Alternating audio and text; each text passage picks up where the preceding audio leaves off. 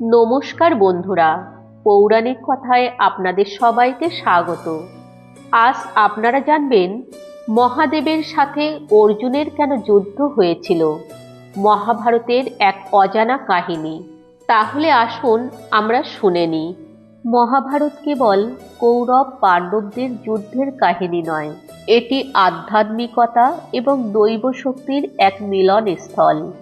এই মহাকাব্যে দেবাদিদেব মহাদেব শিবের উপস্থিতি অত্যন্ত গুরুত্বপূর্ণ। যদিও শ্রীকৃষ্ণ পাণ্ডবদের প্রধান পথপ্রদর্শক ছিলেন, কিন্তু মহাবীর অর্জুন এবং অশ্বত্থামার জীবনের মোড় ঘুরিয়ে দেওয়ার পেছনে মহাদেবের বিশেষ ভূমিকা রয়েছে। মহাভারতের বনপর্বে বর্ণিত কিরাত অর্জুনের কাহিনীটি শিব ও অর্জুনের সম্পর্কের এক অনন্য দৃষ্টান্ত। নিচে সেই কাহিনীটি বিস্তারিতভাবে তুলে ধরা হলো। কুরুক্ষেত্রের মহাযুদ্ধ যে অনিবার্য তা পাণ্ডবরা বনবাসকালেই বুঝতে পেরেছিলেন। কৌরবদের বিশাল সেনাবাহিনী এবং বিশেষ করে ভীষ্ম, দ্রোণ এবং কর্ণের মতো যোদ্ধাদের মোকাবিলা করার জন্য সাধারণ অস্ত্র যথেষ্ট ছিল না। এই সংকটকালে মহর্ষি ব্যাসদেব পাণ্ডবদের পরামর্শ দেন দিব্যাস্ত্র সংগ্রহের জন্য। তিনি অর্জুনকে শিবের আরাধনা করে পরম শক্তিশালী পাশুপত অস্ত্র লাভ করার নির্দেশ দেন। ব্যাসদেবের আদেশে অর্জুন হিমালয়ের দুর্গম ইন্দ্রকিল পর্বতে কঠোর তপস্যা শুরু করেন। গাছের পাতা খেয়ে, তারপর কেবল জল পান করে এবং পরিশেষে বায়ু ভক্ষণ করে তিনি মহাদেবের ধ্যানে মগ্ন হন। তার তপস্যার তেজে চারপাশ উত্তপ্ত হয়ে ওঠে, এমনকি স্বর্গের দেবতারাও শঙ্কিত হয়ে পড়েন। অর্জুনের ভক্তি ও একাগ্রতা পরীক্ষা করার জন্য মহাদেব এক কৌশল অবলম্বন করলেন। তিনি এক কিরাত ব্যাদ বা শিকারীর রূপ ধারণ করলেন। দেবী পার্বতীও কিরাত রমণীর বেশে তার সঙ্গী হলেন। ঠিক সেই সময় মরণাপন্ন এক অসুর, যার নাম মুকাসুর, দুর্যোধনের প্ররোচনায় এক বিশাল বরাহের বুনো শুয়োরের রূপ ধরে অর্জুনকে হত্যা করতে উদ্যত হয়। অর্জুন যখন সেই বরাহকে ধেয়ে আসতে দেখলেন, তিনি তার গান্ডীব ধনুতে বাণ যোজন করলেন। ঠিক একই মুহূর্তে কিরাতরূপী মহাদেবও একটি বাণ নিক্ষেপ করলেন।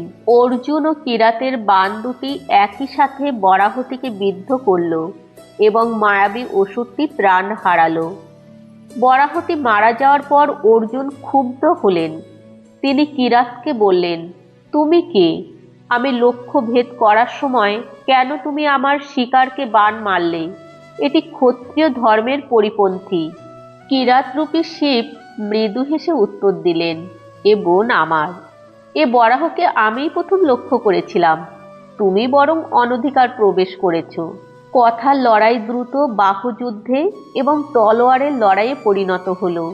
অর্জুন অবাক হয়ে লক্ষ্য করলেন, তার কোনো বাণী এই সাধারণ শিকারীর গায়ে বিদ্ধ হচ্ছে না, বরং কিরাত অত্যন্ত অবলীলায় অর্জুনের সব আক্রমণ প্রতিহত করছেন।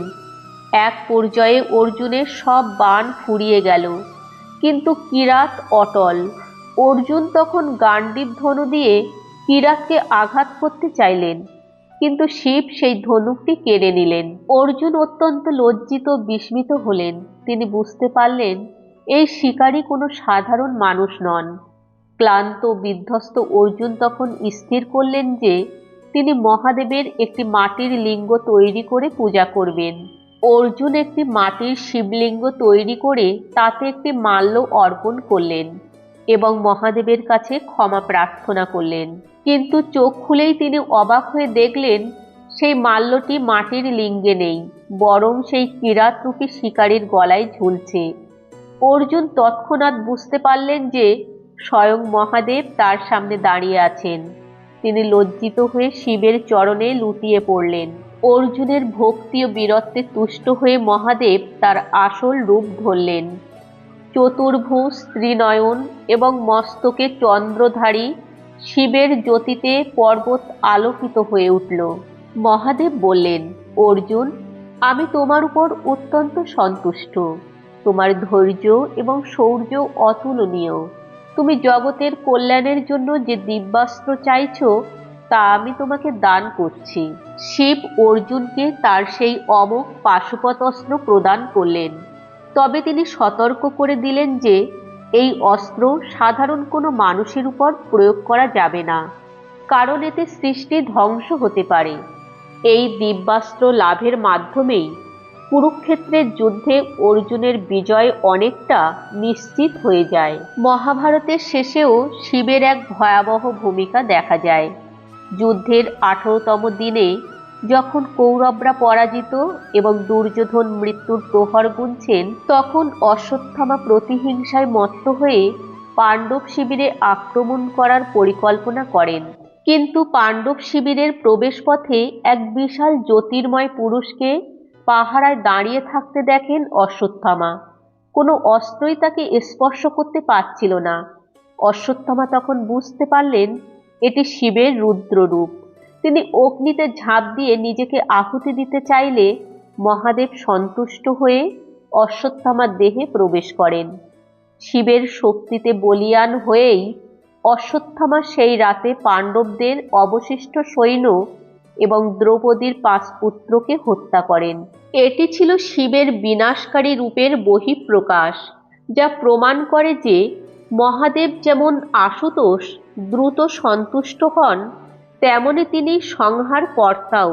মহাভারতে শিবের এই গল্পগুলো আমাদের শেখায় যে সাফল্য লাভের জন্য কেবল শারীরিক শক্তি যথেষ্ট নয়, বরং মানসিক একাগ্রতা এবং আধ্যাত্মিকতার আশীর্বাদেরও প্রয়োজন। অর্জুন বিনয় ও তপস্যার মাধ্যমে শিবকে সন্তুষ্ট করেছিলেন, যা তাকে একজন শ্রেষ্ঠ বীর হিসেবে প্রতিষ্ঠিত করেছিল। অর্জুনের এই বীরত্ব গাথা এবং শিবের আশীর্বাদের গল্পটি কি আপনার ভালো লেগেছে? আপনি কি মহাভারতের অন্য কোনো চরিত্র বা শিবের অন্য কোনো অজানা কাহিনী সম্পর্কে জানতে চান? তাহলে আপনারা কমেন্ট করে জানান আপনারা কোন বিষয়ের উপর শুনতে চান। তাহলে বন্ধুরা, আজ এই পর্যন্ত। দেখা হচ্ছে নতুন কোনো ভিডিও নিয়ে। তত সময় সবাই ভালো থাকবেন, সুস্থ থাকবেন। হরে কৃষ্ণ।